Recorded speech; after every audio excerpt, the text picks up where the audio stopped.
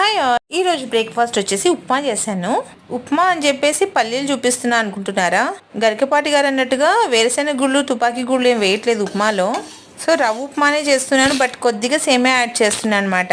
So రవ్వలు కొద్దిగా సేమే add చేసి ఉప్మా ఎంతమంది చేసుకుంటారో ఒకసారి కామెంట్ చేయండి. సో ఆయిల్ హీట్ అయిపోయింది.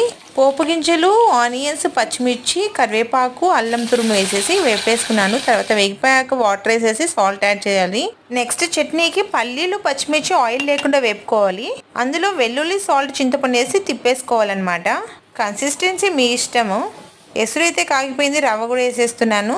వేసేసి మిక్స్ చేసేసి మూత పెట్టేసుకోవాలి. సో నెక్స్ట్ చట్నీకి అయితే ఇది అందులో ఆనియన్స్ వేయాలి. ఆనియన్స్ కట్ చేసేసుకొని చట్నీలో యాడ్ చేసేస్తాను. ఈ చట్నీ వచ్చేసి దోశ అండ్ ఉప్మాలోకి చాలా బాగుంటుంది. టిఫిన్స్లోకి అయితే చింతపండు తగ్గించేసుకోవాలి, రైస్లోకి కొద్దిగా ఎక్కువ వేసుకోవచ్చు. సో ఈ వీడియో కానీ నచ్చినట్టయితే please do like, share, subscribe.